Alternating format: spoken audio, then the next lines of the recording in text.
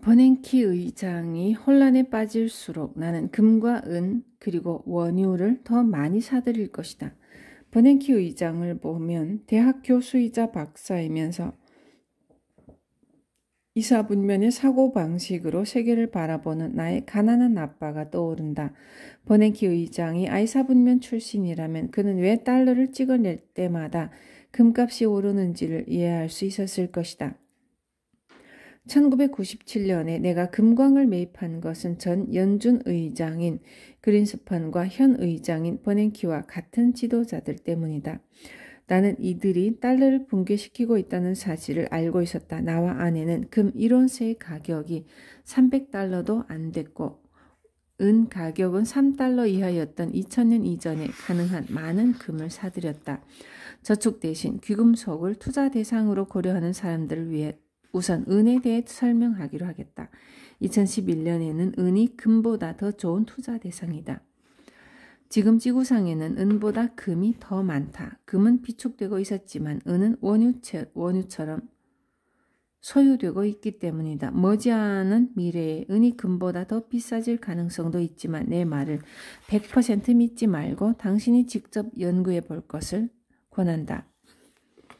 지난 수년 동안 중앙은행들은 금을 버리고 달러를 사들였다. 현재 중앙은행들은 달러를 버리고 금을 사고 있다. 그래서 금값이 오르고 각국의 화폐의 가치가 떨어져 국민들의 생활이 어려워지고 있다. 이럴 때는 금을 사도 손해를 볼 수 있다. 1980년에 금을 샀다면 1온스 가격이 1300달러인 지금까지도 손해를 보고 있을 것이다. 1980년 850달러의 수준을 회복하려면 금 1온스의 가격이 현재 수준으로 2400달러가 되어야 한다. 금을 사도 손해를 볼 수 있다면 어떤 것을 사도 손해를 볼 수 있다.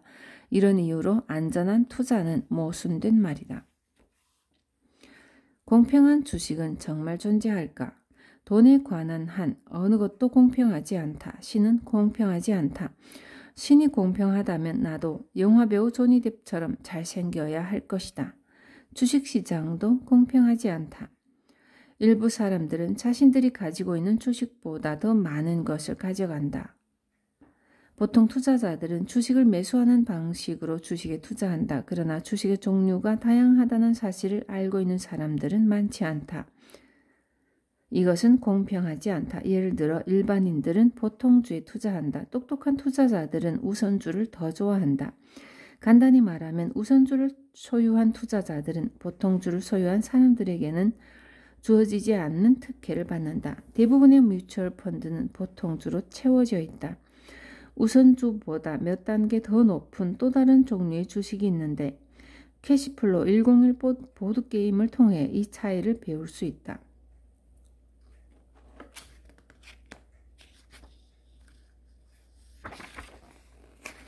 하지만 패스트트랙에서 게임을 하는 금융교육을 받은 투자자들은 일반 주식에 투자하지 않는다. 이들은 기업의 지분에 투자한다. 기업의 투자 설명서를 꼼꼼히 살펴보면 주식을 파는 주주로 알려진 항목을 발견하게 될 것이다. 기업 공개 과정에서 자신들이 소유하고 있는 주식을 파는 개인 기업의 투자자들로 기업 공개 전에 지분에 참여한 투자자나 벤처 투자자, 엔젤 투자자 등을 말한다. 이들은 약 100만 주에서 1000만 주 정도의 대규모 주식을 소유하고 있는 주주들이다. 이들은 자신들이 소유하고 있는 기업의 일부 지분을 팔고 대규모 주식을 받았기 때문에 주식을 파는 주주라고 불린다. 기업을 설립하고 주식시장에서 기업 공개를 하는 것은 주식을 발행한다는 점에서 돈을 찍어내는 또 다른 방법이다. 내가 금광 회사에 대한 주식을 공모할 때 우리 부부는 주식을 사는 주주가 아니라 주식을 파는 주주였다.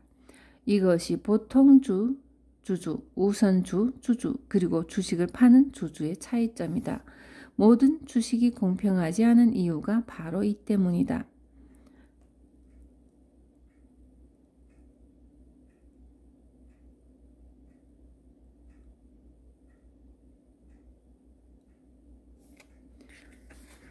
뮤추얼 펀드의 수혜자는 누구인가? 뮤추얼 펀드는 이름처럼 공동이라거나 상호라는 개념이 전혀 없다. 차라리 일방 펀드라고 하는 것이 더 좋을 것이다. 그렇다고 내가 뮤추얼 펀드를 싫어한다는 말은 아니다. 오히려 뮤추얼 펀드들이 내 사업에 투자 자금을 제공해 주기 때문에 개인적으로는 좋아한다. 내 금광 회사의 주식 공모에서 주식을 사준 것도 뮤추얼 펀드 회사들이었다. 뮤추얼 펀드들은 투자에 대해 잘 몰라 펀드 매니저들이 대신 주식을 골라주는 것을 좋아하는 사람들을 위해 고안된 상품이다.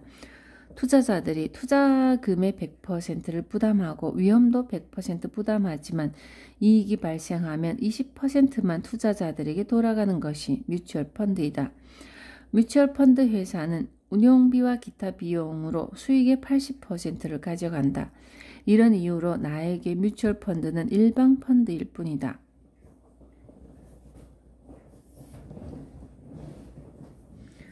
뮤추얼 펀드의 또 다른 문제는 세금 혜택이 없다는 것이다. 뮤추얼 펀드의 장단점에 대해서는 회계사인 톰 휠라이트와 리치데드 컴퍼니의 자문위원인 앤디 테너가 설명할 것이다.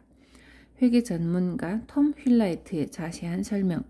당신이 뮤추얼 펀드에 가입하면 두 가지 방식으로 세금을 낸다. 첫째는 펀드 매니저가 주식을 사고 팔 때 발생한 자본이득에 세금이 부과된다. 둘째는 뮤추얼 펀드에 가입하거나 해지할 때 발생한다. 이런 세금 부과 방식 때문에 뮤추얼 펀드의 가격이 하락한 해에도 펀드의 주식 거래에 대해서 세금을 내야 한다. 손해를 보고 있는데 세금을 내야 한다고 상상해보라. 이것이 많은 뮤추얼 펀드 가입자들이 겪고 있는 문제이다.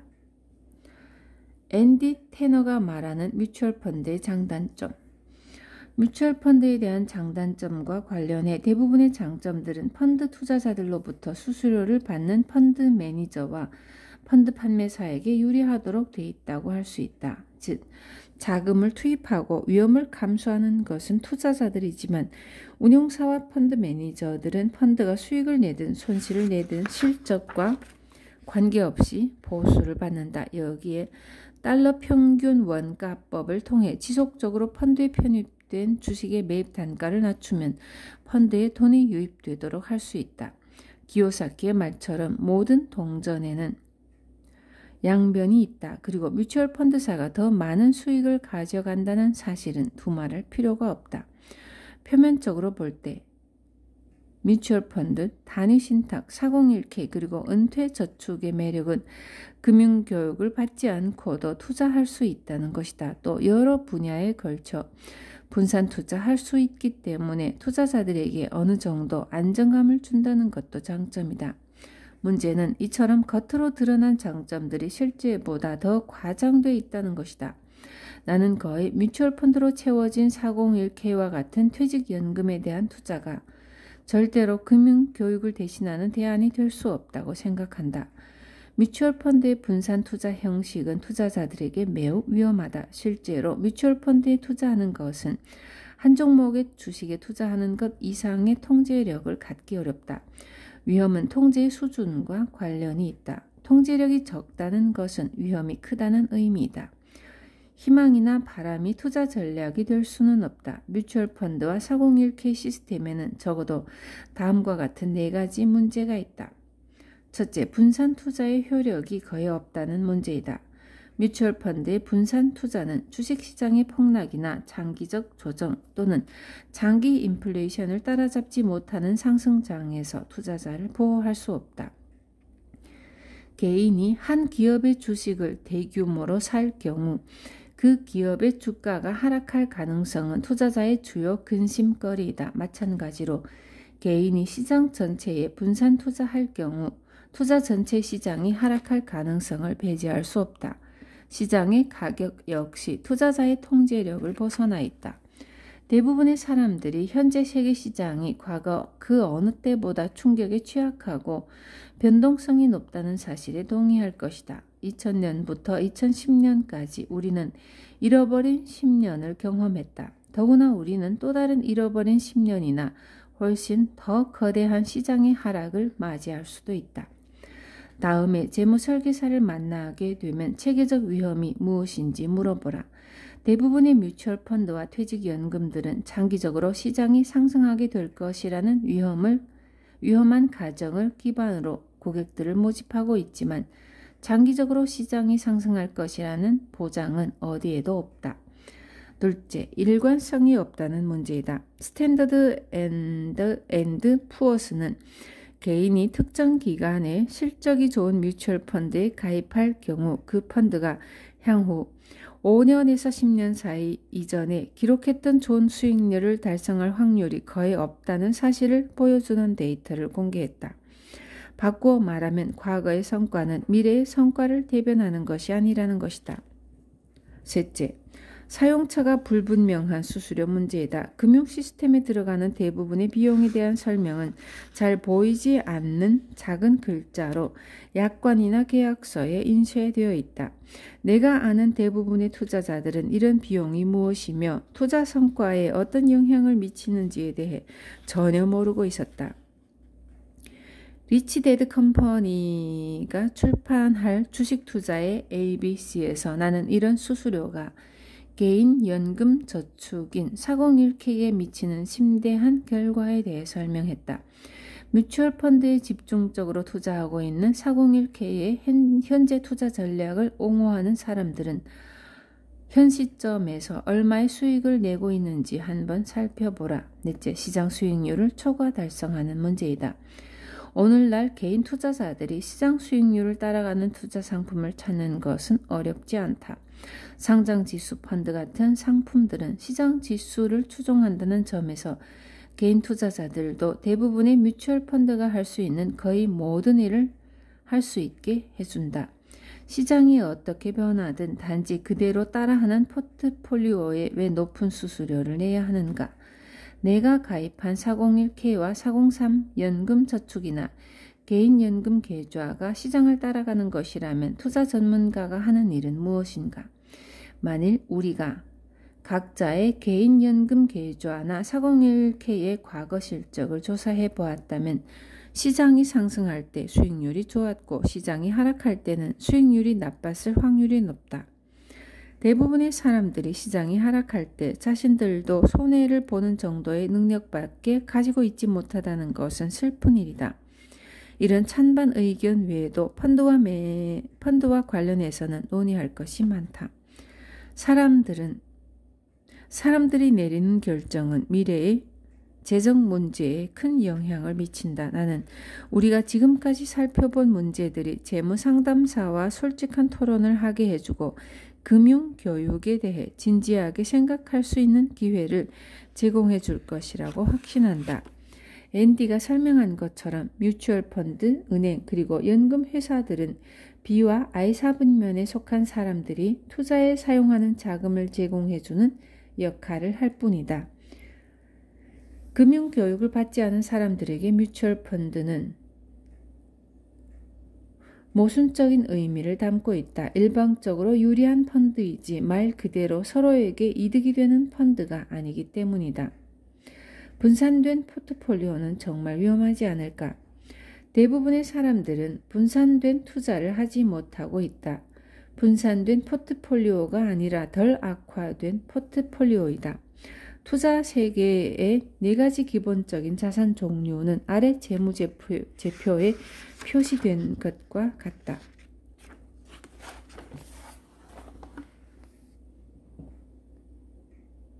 손익계산서, 수입, 지출, 대차, 대조표, 자산은 기업, 부동산, 금융자산, 상품.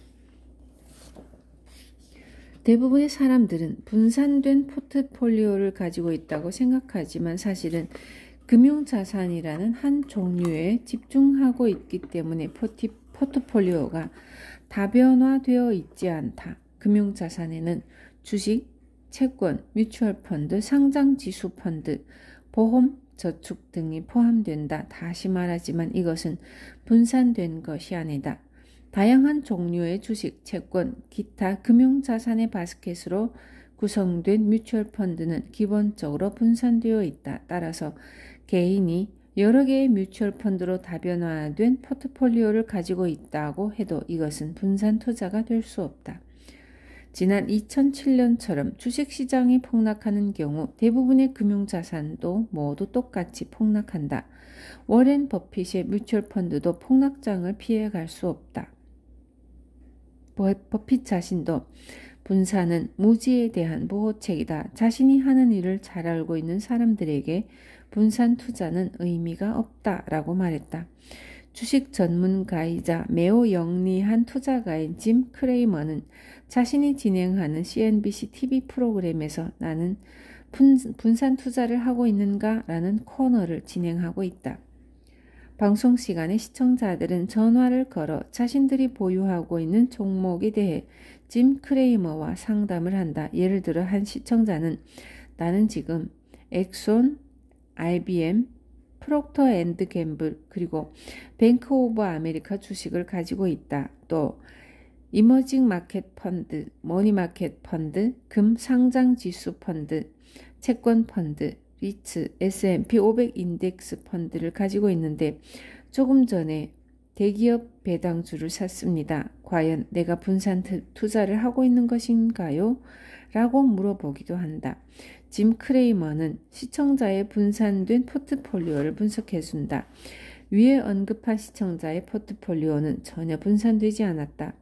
조금 덜 나빠진 것이지 분산된 것은 아니다. 한 종류의 자산, 즉 금융자산에 집중되어 있기 때문이다. 주식시장이 붕괴하면 이런 종류의 분산 투자는 투자자를 보호해 주지 못한다. 1929년이나 2007년처럼 주식시장이 폭락하면 수년 동안 시장이 회복되지 못할지도 모른다.